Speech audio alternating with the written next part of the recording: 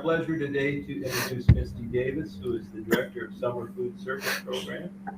Misty is a licensed and registered dietitian in the state of Ohio. She has 10 years of experience with the National School Lunch Program.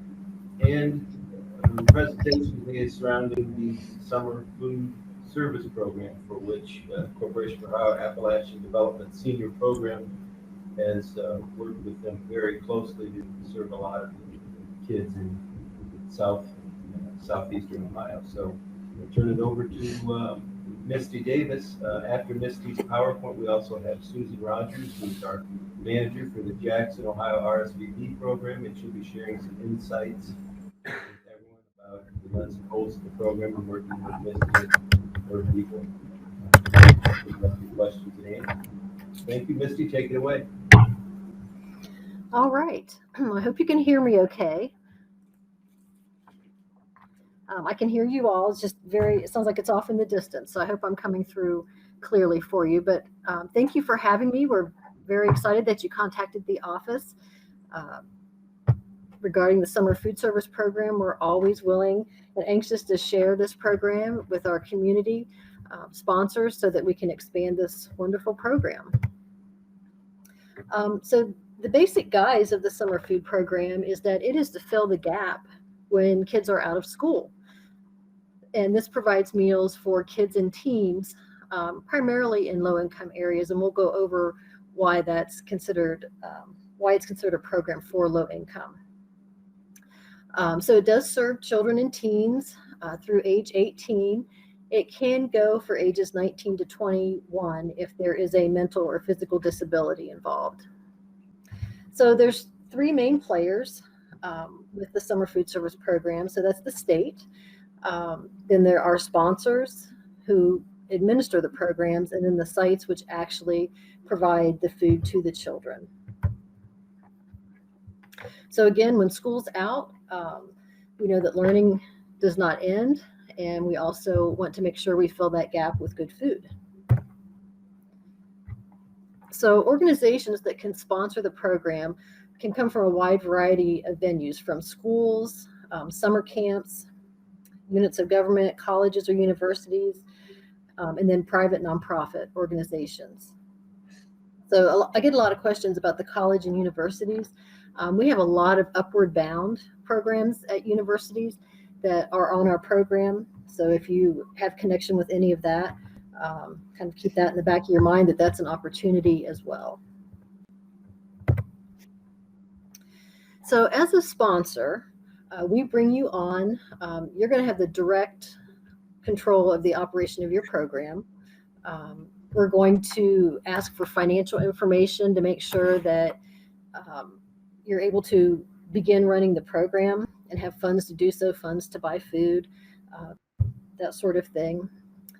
And we also try to identify where you want to serve your meals, and is it in an area where economic conditions exist. And if we're able to do that, then that is your gateway into the program. And then we do expect sponsors. There are some monitoring responsibilities that go along with that. You will need to train personnel. And then we do have some schools that do a year-round service. And by that, I mean they start school in July and maybe go through mid-October, and then they're off for several weeks. And then they're back through December, and they're off the month of January. So they have a little bit different schedule than the regular year. And some of those schools can actually serve a summer program as well. So that's why we want to make sure we list those. So under the responsibilities, if you're a sponsor, you have to manage the program yourself. You cannot delegate it out. So you cannot hire a management company to come in and manage the program. It has to be sponsor held. The sponsor must also be able to show us that they have control over the meal service at all of their sites, so that they would have site supervisors that respond to them, report to them, and are under their control, so that we know all of the meals that are served there are kept safe and all the procedures are followed. All sponsors are audited by our office. When we initially bring you on the program, one of our staff will come out and do what we call a pre-approval visit. And just to make sure everything's in working order, that your menu meets compliance, that you've got the documentation in order, ready to go so that you can count and claim meals appropriately. So we do a pre-approval visit. If everything's in order, then we will approve you to get on the program. And then we will do a 1-year review. And then after that review, you'll get a review every 3 years.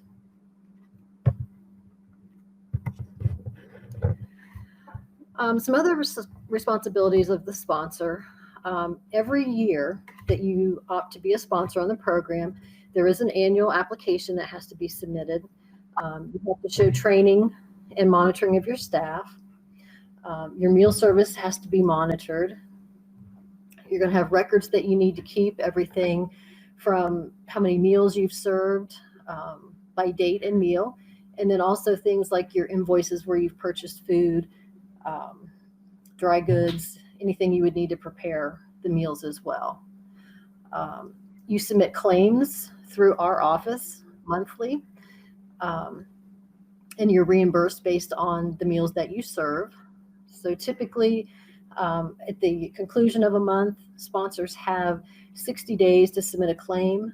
We encourage sponsors to do that in about 45 days after the end of the month, just to ensure that the claim is submitted timely. And if there were any errors, you have ample time to correct them. Also with those responsibilities, you need to promote your site. So you would need to put information out, a public service announcement basically, to let your community know that you're having meals available, the times, and what meals they are. If you're not in an area that is considered economically disadvantaged, there is an option to operate this program by collecting income applications. We'll go over that a little bit more. But if you have enough children that would qualify for economically disadvantaged, that's another avenue for the program.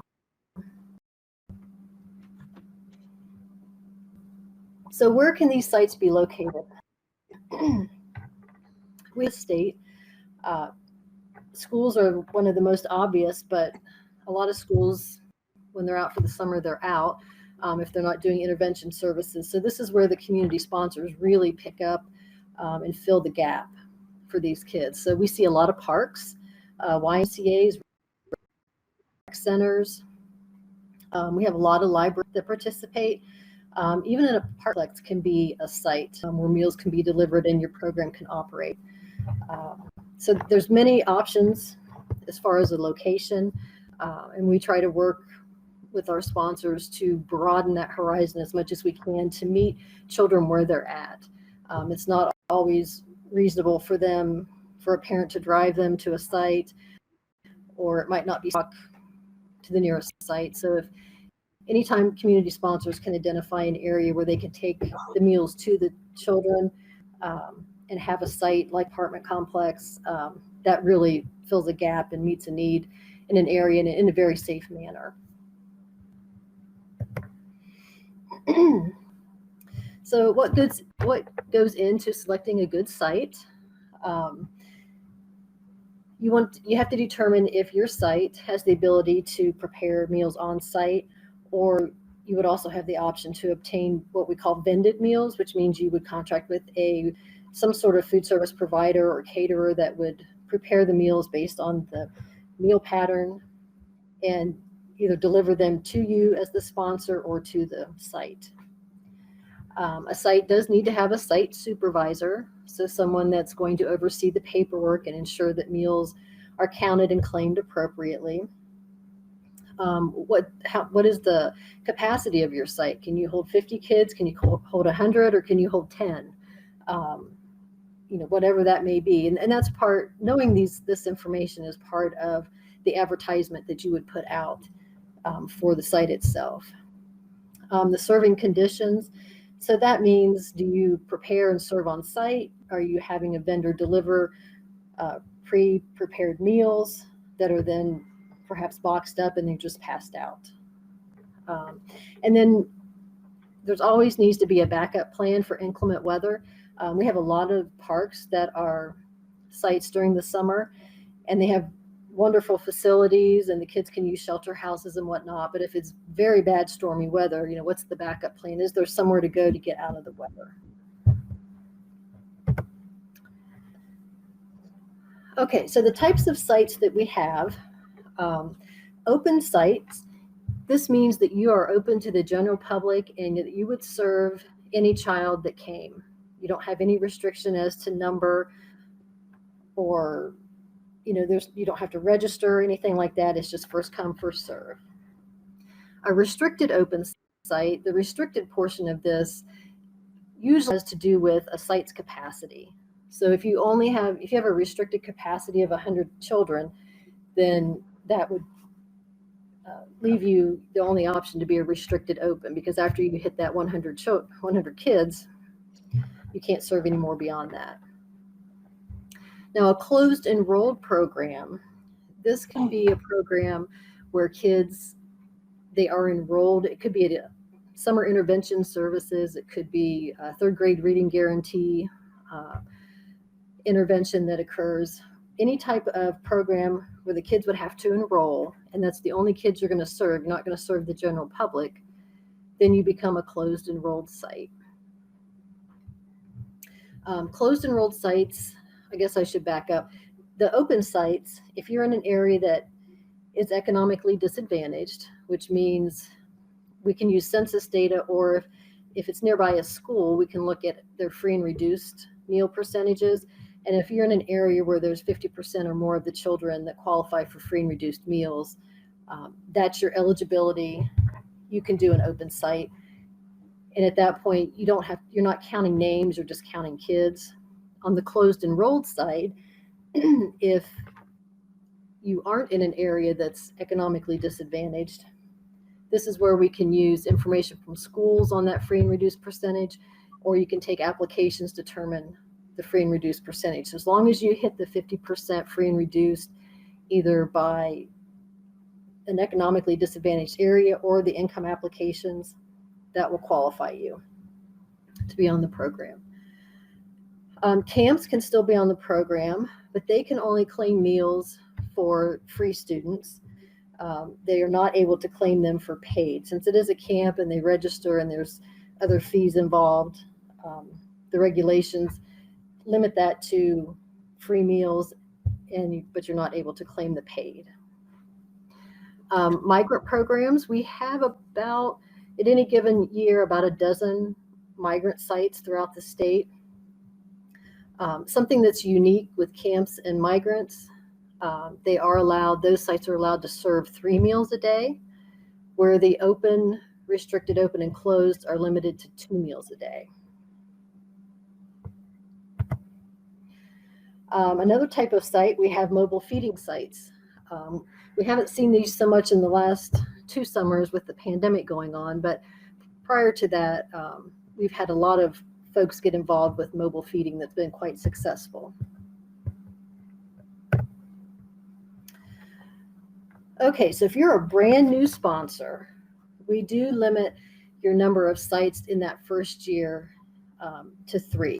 So you would at least have 1 site, but we want you to make sure you've got your feet underneath you and really understand the program. So we do limit that to a maximum of 3. If you're a returning sponsor, there is a maximum at 200. It does cap out at 200 sites. Or if you have a daily average attendance at all of your sites combined at 50,000 students that you're serving, that's another cap as well. If there are certain circumstances that would present themselves, the state agency is always willing to go to USDA to request a waiver on those limits to see if we can get approval for that for you.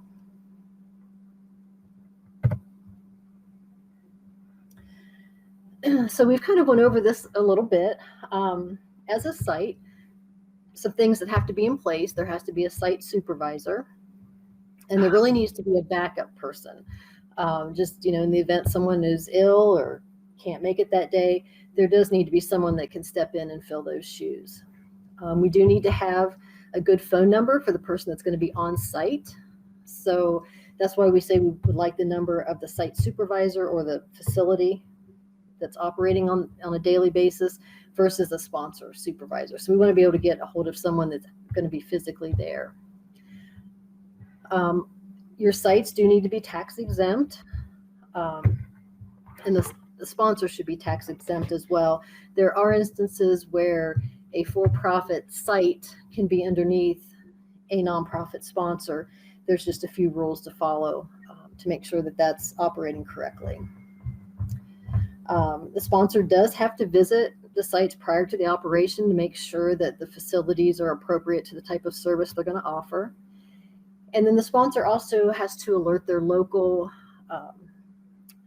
county, city, or village health department to let them know they're going to operate this program in the event that you need a health inspection.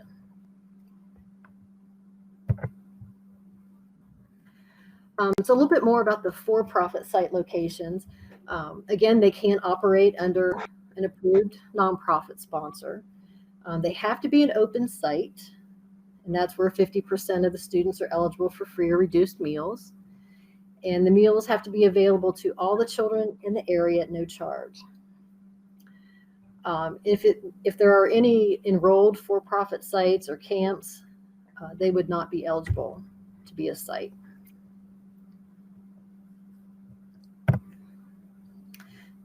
So if you would like to be, we have sponsors that administer the program, but we also have community liaisons that maybe don't want to be a sponsor, meaning they don't want to administer the whole program, but they have facilities that they would like to make available to become a site. So if that's the case, those folks can always contact our office. There's in every county, there's a local summer food service program sponsor. So we can make connections to get that sponsor and the site, their training. And then also working with local sponsors to order meals and complete that daily paperwork. That's really where the site comes in. So if they're able to do training, they have facilities, if they can order meals from an existing sponsor and the sponsor's agreeable to bring them under their wings, and provide them with the paperwork and the training in how to claim and count those meals accurately, then other sites can become involved with a sponsor. And that helps expand those programs into areas that you may not think of to meet the needs of those children. So what meals can we claim? I kind of touched on it briefly, but if you're an open site, you're limited to 2 meals. Or it can be 1 meal and 1 snack. And that's the same with the restricted open and the closed enrolled. The camps and the migrant, as I'd mentioned, is 3 meals. So that could be a combination of 2 meals and 1 snack. For the open, restricted open and closed enrolled, the 2 meals that they can serve can never be lunch and supper. We're not sure why. That's just how the regulations are written. So I would say most summer sponsors offer breakfast and lunch as a meal, or they do breakfast and a snack or lunch and a snack, whatever their services and facility might be most appropriate for them. But it can be 2 meals, but it cannot be lunch and supper.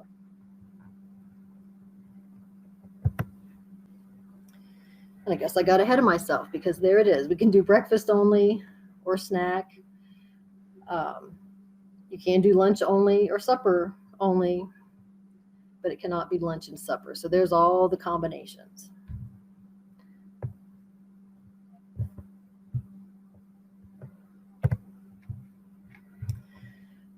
So I touched on just briefly about meal service. Some sponsors have the ability to prepare food on site, and they have a food service license and are able to do so.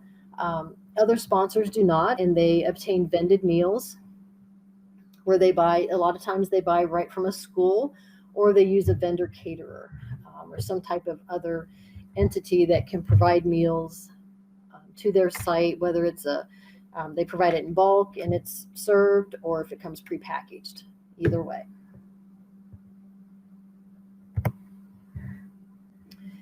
All sponsors must have a level 1 ServSafe certificate.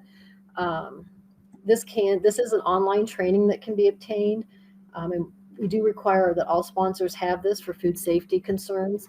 And once that's obtained, we ask that it's uploaded into the application, and that's part of the whole application process to get sponsors approved on the program. You have to show that you've went through that training and you have that certificate.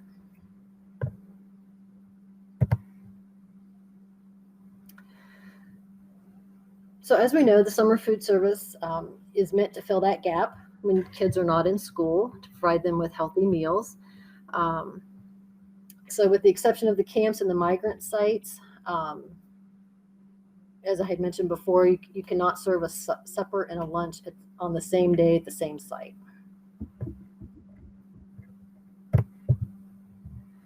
So just to briefly touch on the meal pattern, if you're opting to offer breakfast, you have to offer a serving of milk, a serving of vegetable or fruit. If it's fruit juice, it would have to be full strength juice, 1 serving of grain, and a meat or meat alternate is optional. So the meat part is pretty clear. The meat alternate, that could be things like peanut butter would be a meat alternate if you would choose to offer that. If you're serving lunch or supper, again, that 1 serving of milk is required. Now we have to offer 2 or more servings of vegetables or fruits, still at the 1 serving of grain, and now the 1 serving of meat or meat alternate is required for a lunch or supper. If you're offering a snack, you must offer 2 food items from different components, and juice and milk cannot be served together as a snack. So if I scroll back a screen, if you look at the lunch and supper meal pattern, if you can pick any 2 items from this list, that would serve as a snack and be eligible for reimbursement.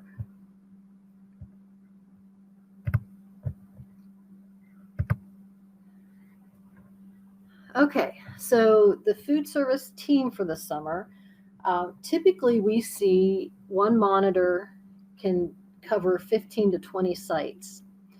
The site supervisor, however, is on site, so there's just 1 and hopefully a trained backup at the site. And then you may have site staff, depending on the size of your site and how many children you're serving. You could have that site supervisor and several other people that are helping distribute meals to kids.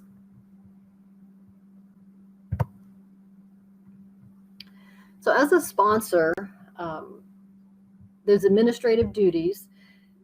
You're going to complete our online SFSP training. You'll then take that to your staff and train them. And you have to ensure that there's a nonprofit status. Our online application has to be completed and approved before you can submit your first claim. You do need to conduct outreach efforts, so that's that public service announcement, however you're going to alert your community that you have meals, what the dates of operation are, what meals you're serving, etc. So there is oversight and supervision at each site to monitor the program, to make sure that you've got invoices signed off on, you're counting and claiming the meals, 1 meal per student per day. All of that paperwork is accumulated for the month total, and that's what you use to submit your monthly claim.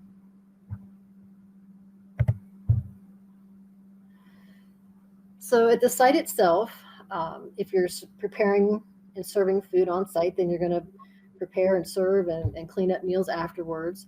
Always have to make sure that you've maintained a safe and sanitary environment at the site. If you're receiving vended meals, you would need some type of an invoice to show how many meals you received and what the meals actually consisted of, so that all of those meals can be accounted for. You can only claim the meals that you serve directly to children. So if you order more meals than you have served, you can't claim those extra meals. The children do need to eat on site. With that said, I guess I will address the last 2 summers with the pandemic in place. We've had some waivers that allow meals to be taken off-site in a non-congregate fashion. We're very hopeful that next year will return to normal and kids will be back to eating on-site. And then a point of service meal count, that means you're checking off that a meal was given to a student when the meal was picked up and in their hands. So you can't just say I received 50 meals from my caterer, I'm going to claim 50 meals. You have to check them off at the point at which the child receives it.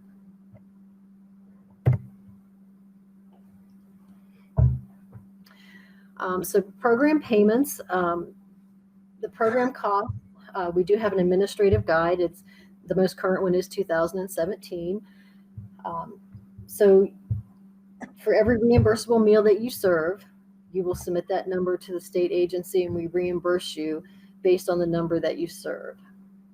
There is an option for advance payments. So if you are starting the summer and you need funds to start your program, we have a form that you would fill out to let us know an approximation of how much money you would need to get your program started so that you can buy containers, you can buy food to get everything ready to prepare.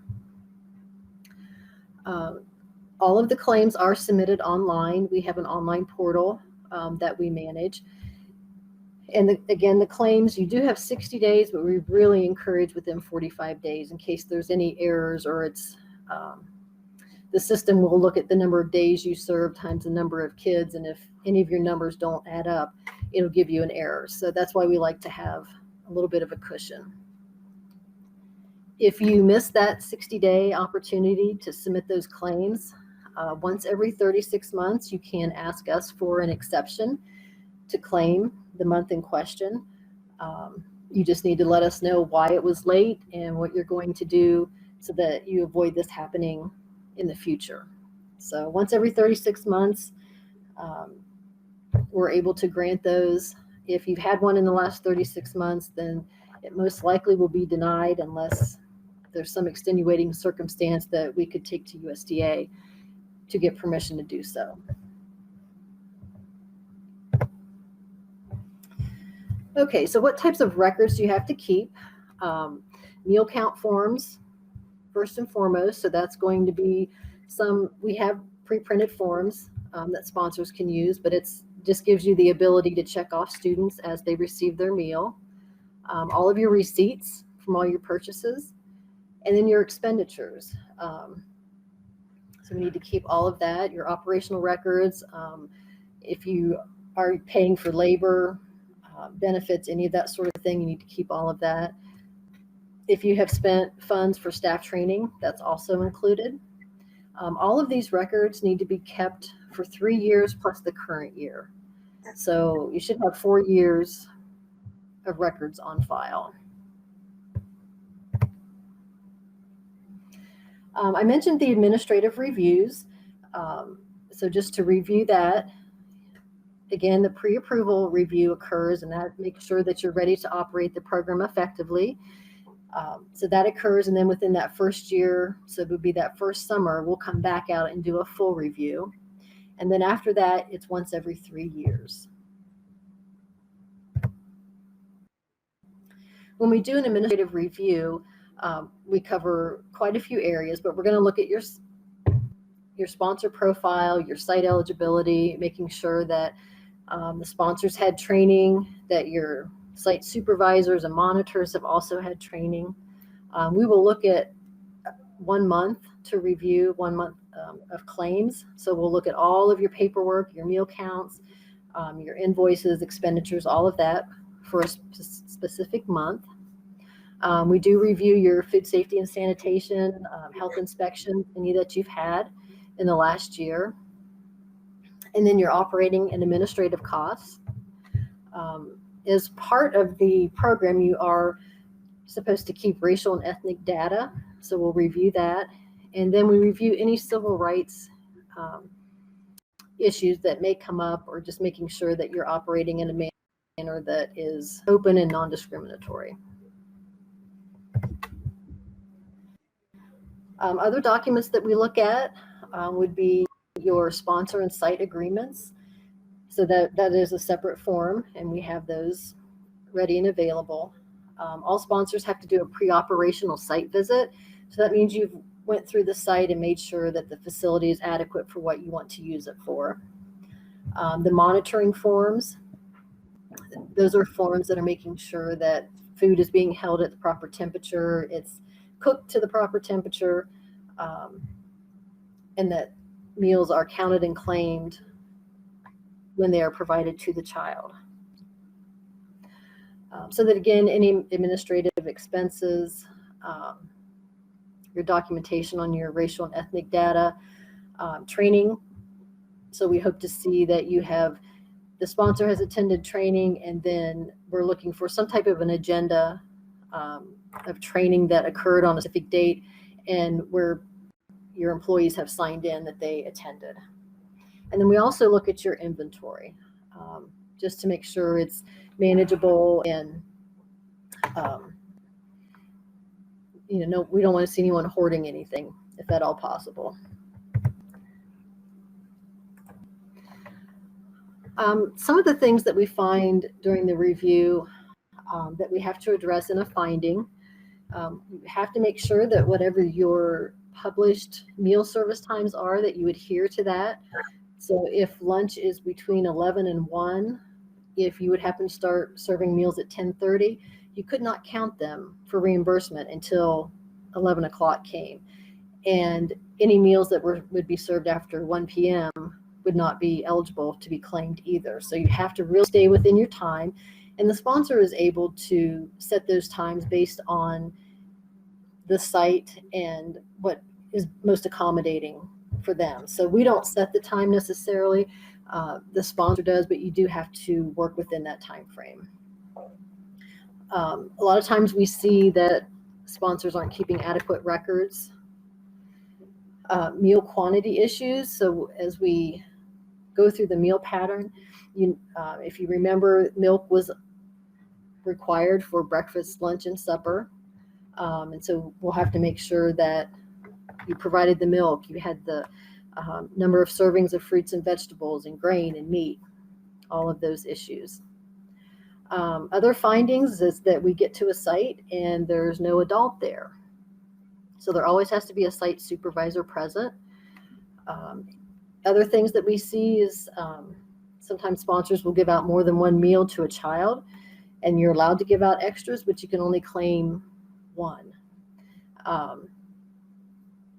There is an opportunity to claim second meals, but you can't claim 2 meals at a time. It's 1 meal per child. And in normal times, pre-pandemic, we have seen where sponsors had given meals and let children take them off site, and that is not allowed. The last 2 summers, we did get a waiver for that so that could occur. But traditionally, they have to eat on site.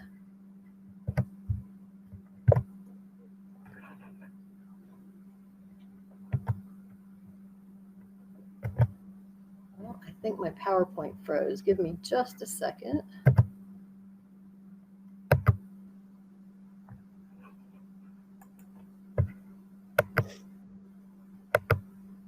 Here we go. Other things we find during reviews, sometimes we find some false information, meaning claims have been put in and it looks like you're serving 50 kids a day, and we show up and there's 10. Sometimes there's good reason for that, and sometimes there's not an explanation. So you always want to make sure you're saving and submitting the most accurate information you have. Program funds for unallowable costs. Basically, the funds and reimbursement funds that you get for this program have to go towards the program. It has to be used for food, for staff, labor, to serve those meals. You can use it for equipment. If you need to have a warmer or refrigeration, those are all allowable costs. But there are limitations to that. If you've received an advance to get started and you have not used all of that money, you are required to return it during that program year. So if that doesn't happen, then that would be a finding. You're required to have, if you have a vendor, you're required to have a contract with them, and you need to stick to what that contract says. Also, when you're securing contracts and securing food, you do need to follow bid procedures, especially if they're over a specific threshold. You're required to do a bid versus a quote to make sure that you're getting the best product for the best price. And then if you have any issues surrounding noncompliance with civil rights, sometimes we do have some issues there. So I know this might be a little hard to see, but you'll have a copy of the PowerPoint that you can refer back to. But between the operating and administrative costs, this chart just kind of itemizes what is an allowable cost versus what is not. So the allowable costs, as we discussed, they're things that are directly tied to the program to prepare meals for kids, to expand your program, anything you can do to improve the program and the food that you provide for children. The unallowable costs, you will see things like entertainment and fundraising, gifts, food that wouldn't go into the meal pattern like coffee or candy bars, that type of thing. So this is a nice little reference just to make sure that everyone's clear. And if you have a question, you can always refer back to this. We do have resources available from the USDA. That first one is the administrative guide, and that basically gives all the information that you ever wanted to know about summer food service, as far as at the sponsor level. The sponsor monitors guide, that's going to be directly to the sponsor and how they monitor their program. And then actually the site supervisors actually have a guide too on what their daily routine should look like, and making sure that they're counting and claiming meals correctly and maintaining their food safety and sanitation. So that website is where you can find all of those handbooks. So I've went through that. And so what questions do you have for me?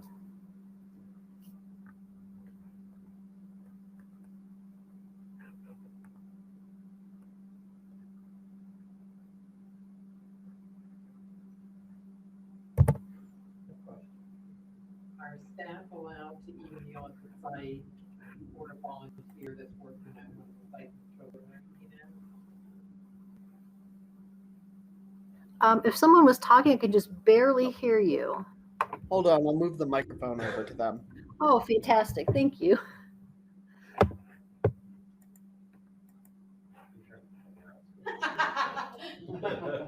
I ask if staff are working or volunteers are working at a site, are they allowed to have a meal? Are they allowed to have a what? I'm sorry? A meal paid, a meal Have a delivered. meal? Yes, they can, but any meals that would be served to other adults, not directly related to the program, would need to cover that cost by some other means. You would not be able to claim them.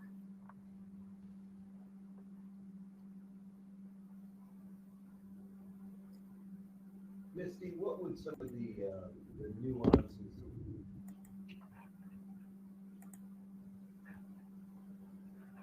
Misty, what would some of the nuances be about the program and its operation post since the approval program? I think one of the things you mentioned was for offsite. Oh, gosh, I'm just having a terrible time hearing you. It's just very distant. Could you repeat that?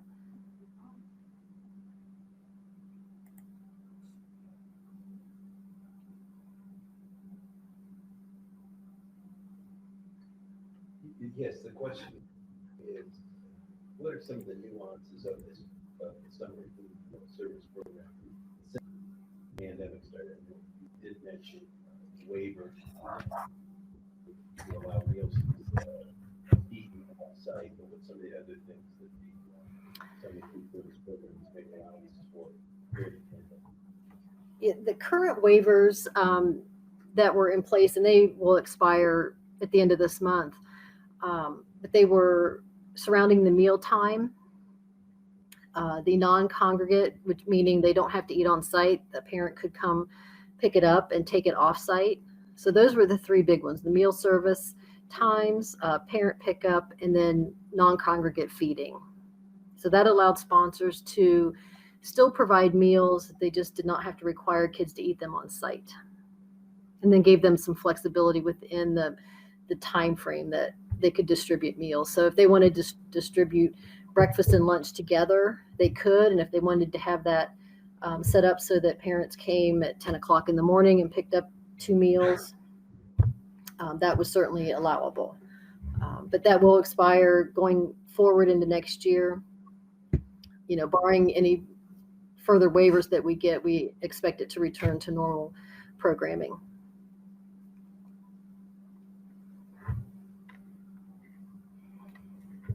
Anyone have any other questions? But with this time, then I'd like to reintroduce Susan Rogers, who's our Jackson RS.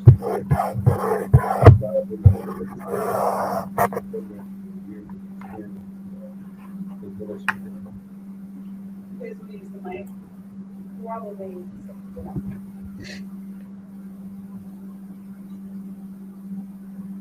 Usually don't have a loud voice unless I know it. I'm just going like this. And then they can hear me. Okay. I just wanted to share a little bit about our experience as we went the full gamut from being a site to a sponsor, and talk about a little bit of the as Joe said, the nuances of how COVID have affected our program and some of the sites that we have, and to really look at ways that across co-ed's area there's still an enormous need, and how other parts of the state could kind of get on board with us or get on board as a sponsor and see if we can't reach out to more kids, particularly in the rural areas. As Misty had noted, economically, we have 8 counties in the far southeastern area of Ohio. We go all the way down on the river. The schools in all 8 of our counties are actually 50% or greater buildings. I have one building that is a 78% free and reduced lunch. And I also have some buildings that are considered community eligibility because so many students are receiving free and reduced lunch that they don't even have to collect data anymore. So we kind of, we don't really have to worry about that so much. I'll give you a history of kind of how we came to this. When I started here with RSV, started with RSVP in 1997, I'd never heard of SFSP. I'd never heard of summer feeding because we didn't have it in my town. I live in Jackson. We didn't have it in my county. Never heard of it. So there was a new volunteer that had come to town. She actually was my mom's church's pastor's wife, and Mom had suggested that she come and maybe volunteer with us. She was a former teacher, a retired teacher, and she asked about our summer feeding program. And I said, I don't know what that is. And she talked about a program that she had worked with in Michigan. Basically was a SFSP program because this is a national program under USDA. I've heard of it. So obviously there was a need. So she and I talked, and she got a couple other church members together and decided that they were just going to start a little Jackson Brown Bag Lunch program. It was at a park, at the pool, and at one of the apartment complexes. And it was literally volunteers coming together, going out to the local businesses, asking for donations, people putting quarters in cans and coming up with the money to do brown bag lunches. Did that for a couple years, and it became obvious the need was growing, the interest was growing, but it wasn't going to be a sustainable program by just doing local donations. So she reached out to an organization out of Marietta, which was the closest sponsor that we had in our region. Talked to them. It was the Appalachian Nutrition Network. So they agreed to take us on as a new site for them. And we were with them for years. We went from 3 sites to 6 sites. And then about that time, think it was about when 2008 happened, and there were just some challenges that they had, and they decided that that was going to be one of the programs that they were going to drop. So here we are again, no sponsor. That time I think we had 6 sites. So another organization out of Marietta stepped up. It was called Miss Peggy's House, and to be a sponsor. And so they were our sponsor for a couple years, and I think we grew to 9 sites. And then at the end of the second summer, they informed us that an hour and a half was too far for them to come for their closest site, and so they were going to give up all of our region. And so again, we have no sponsor. So at that point, I had a chat with his predecessor, a couple people back, and I said, what would you think about Kova just applying to become sponsor? Because I really believe there's a need, and I believe that this program could grow a lot. Really not realizing that there's a lot to being a sponsor. Well worth it, but it's a lot. And so in 2011, we became our own sponsor, and we had 11 sites. 11 sites in 2011, and I thought, I have got to be crazy to think that we can take on 11 sites to feed kids out in a summer. And now I know I'm crazy because in 2021 we had 55 sites that we serve kids at around our 8 counties. An incredible growth, an incredible need, a lot of work, but makes such a difference in the lives of so many. And I made a list here, excuse me, I'm old, I'm going to find my glasses. Most of the sites that we now have, churches, absolutely, churches are the #1 place that we work with that want to feed kids. We have churches that are in communities, we have churches that are way out in the country that serve their own neighborhood rural churches. Wonderful partnerships with the churches. We have apartment complexes. We do parks. Parks are not my favorite because weather. You have to have backup plans when you have inclement weather, and no matter what, enjoy. It's going to be hot, and it's going to be cool, and then it's going to storm. So, parks and pools, they serve their need, but they're not the places that I really like to go, and it's a little bit harder to staff as well. County fairs, and I'll circle back to that because that was one of our initiatives this year. 4-H camps, schools, not so much. We have a couple of schools that are sites, but I think when there were more neighborhood schools, we saw it more, but now we see consolidated buildings and they're more out to the edge of town. They're just not a draw for kids to come into in the summertime. Now, this past year with the waiver, they were good pickup sites for parents. But in the more traditional SFSP, we just didn't see that response. Township halls, definitely in a rural area. Foster day programs, as Steve had mentioned, the closed enrolled site. We have a couple of our foster care networks that do programming for the kids in the summertime. Work. Behavior centers for kids that serve in the summertime. And then our partner organization actually become a big part with us. Actually in County and Valley Eggs, wonderful resources. They have a lot of the same mission that we do. Actually, and something that Misty didn't mention, she said, a sponsor can do breakfast or breakfast, supper, snack, and supper, but a sponsor can provide 2 meals per day. But 2 sponsors can. So we have a big site in Pike County. It's the community action, the YMCA. They have kids in their building from 7 a.m. to 9 p.m. Pike Action's providing breakfast and lunch. We have first and supper. So the director of the YMCA asked us about us doing it. We talked to Pike County Community Action folks. He's like, yeah, that's great. Let's feed more kids that way. So breakfast and lunch with supper. when the kids are in the building all day, because it kind of being the building babysitter, they're able to eat all day. So, partnerships is important, and many of our sites are partner organizations, our integrated services and our Hopewells, because they become our site supervisors. They manage the sites. They make it easier on us, and takes less volunteer support. So those are really those are super important things. So the waiver for us, and I've sometimes said, I believe the SFSP program is probably a model that is effective in urban, suburban communities where you can feed 90 kids on site.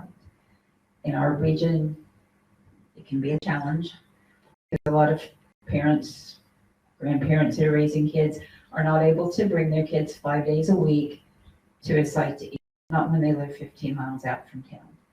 So two things that we've had to look at when we have, our more traditional feeding. Again, like I said, the rural churches, finding the neighborhoods, finding the places that are not in town, but that, are out, but yet it's still a draw, and that there's a comfort level for kids coming there to eat.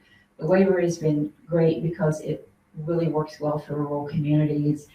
I know that over the years, there's been push to allow home delivered meals to be covered under USDA. It hasn't happened yet. I'm wondering, since we've shown with the waiver that it works, if that would be, something that maybe we could do some hybrid programs, but we don't know. The last 2 years have been really big, and whatever comes next year, we'll be ready for it. Our smallest site is usually averages about 11 kids. Our largest site is Fayette Township Hall down in Lawrence County, and they averaged well over 200 kids a day. So our average daily attendance is 76 kids per day per site. And so there's a lot of kids, but again, there's still so much room for more. In Vinton County, I have 2 sites because it's a very rural nature of Vinton County. And so we could easily have 7, 8, 9 sites, but it becomes a capacity issue. You can only do so much.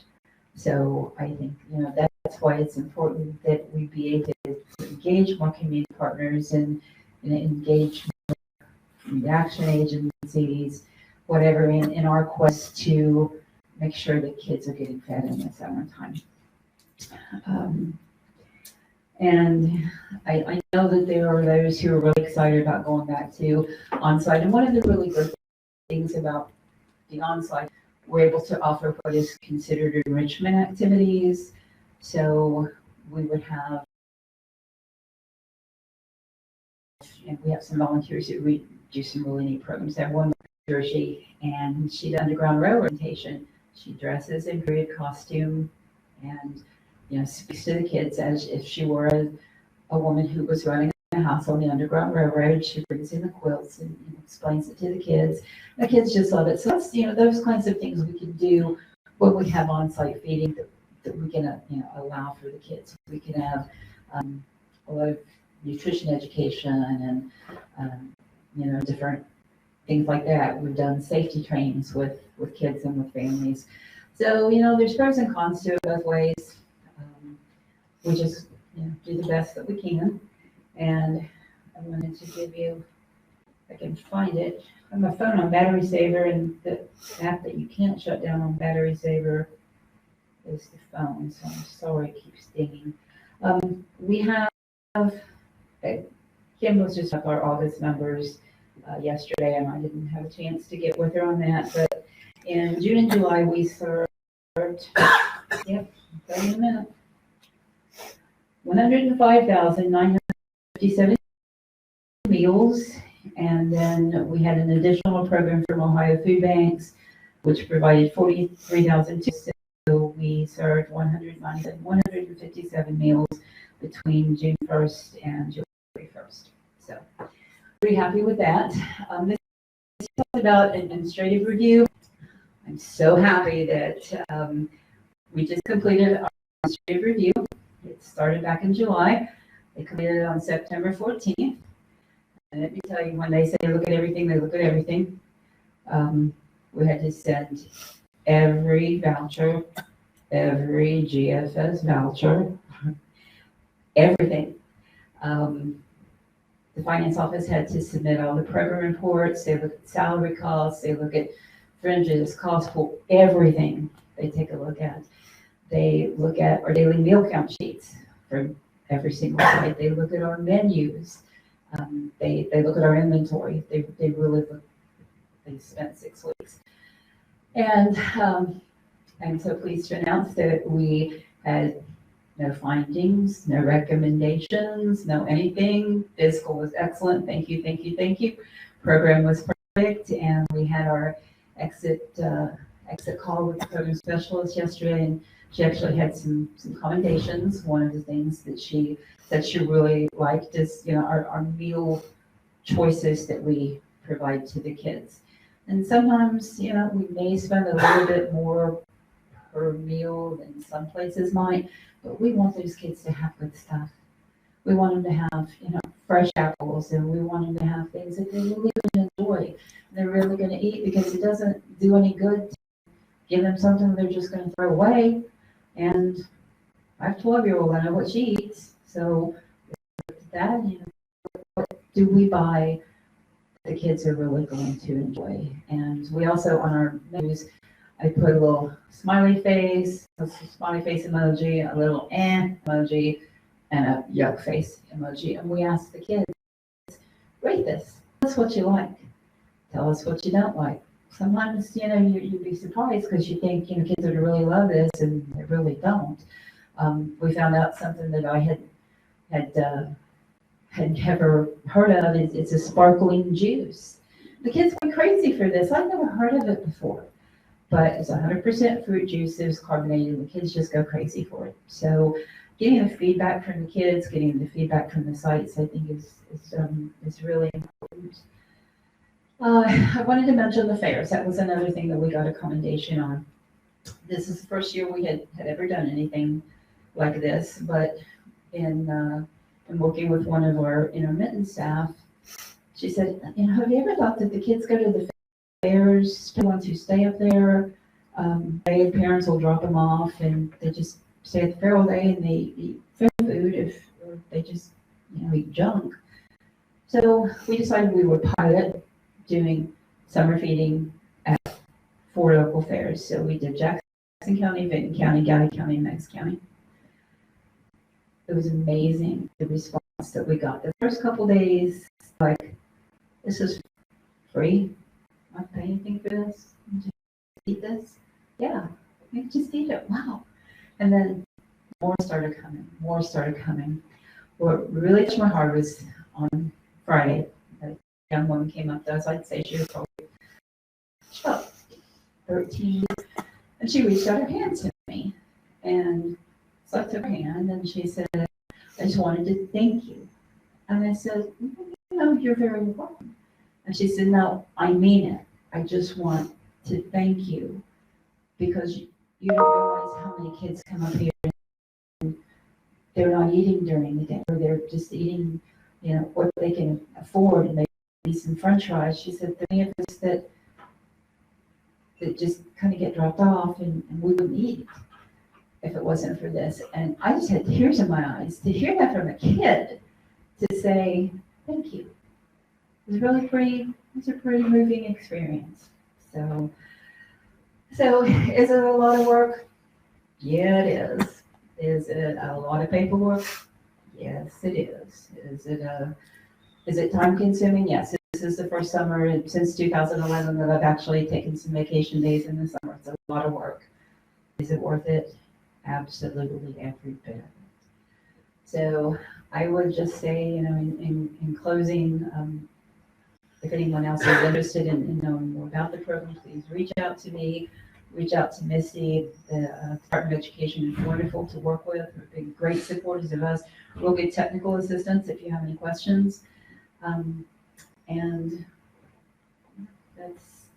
I think that's one of the ways that we can meet the mission of co-ed and community action, serving those in need, serving those low-income communities, and serving our next generation of kids so that they grow up to be our next generation of leaders. I think that that's kind of what we're doing. So, anybody have any questions? How did you certify that the kids at the fair were low income? Because where we live, all of our schools are in a free and reduced lunch building, Okay. so we don't do individual certifications. We just So you're submit- okay. when we do our program application for each site, we have to list the school district that site is served by and their free or reduced lunch You rate. covered it. And did you serve hot lunches at the fair? No. Okay, like a bag lunch. Yes. Okay. We rarely serve any kind of hot lunches. We've tried that in the past. Honestly, it's not the favorite thing of kids. Right. We thought comfort food would be kind of cool a couple years, and it's not what they want. They love wraps, and they love Uncrustables, peanut butter and jelly sandwiches. They like brown baked food, so we're good with that, and it makes it a lot easier on us too. Do you have any waiting lists? Now, I'm not sure that we're really even allowed to maintain a waiting list at an open site. I think it's just up to So no one's whoever. ever turned away? How do you know how many to take? We estimate, the beginning of the year, we estimate with the site supervisor, and if it's a site we had before, we kind of know ongoing, about what the average is. And then we have to project what the maximum would be. And then we put that in our application, and then we just communicate weekly with the sites, and we adjust it, up or down. Usually we're close, but with our site at Fayette Township Hall, this is the first time we had done anything in Lawrence County, we projected 80. And the next week he was like, I need like 50 more. I need 25 more, so we were up over 200. So, but then other times, you project down because we projected our city pool to probably have, we're averaging, that was our site with 11. Kids did not from the pool to eat. So it's communication with your sites and communication with your site supervisors. So, And do you have food that you could take back and reuse then? yes, and that's one of the really nice stable. Okay. Is that you can take it back. What we do is, when we're in a traditional kind of site, the kids, they get to go through and they have to take one of everything. We don't do the choice. They have to take one of everything. But at the end of the table, they are allowed to take anything that they don't want and put it on a sharing table, and it's free game for another kid to pick up. One of the things that in our administrative review, she noted that very few things were going to the sharing table. And she said, that tells me that the kids are liking what you're feeding them. But this year with the waiver, because we were bagging food for the parents to pick up, if we took 20 and we only had 18 kids, we could bring those 2 bags back. Recycle them. So, anything else? Okay. Thank you for your time, and thank you, Joe, for asking me to share this. I do have a couple. I also want to mention the recipient of the vaccination awareness and outreach grant through the Ohio Department of Aging. So not in our southern region, but it's on the RSVPs around the co-ed area. So you can contact us, and we can give you some information on better ways to reach out and maybe bust some of the myths about vaccine feedbacks for everybody, because we had a few things left from our marketing. So I wanted to share them with you guys. Okay.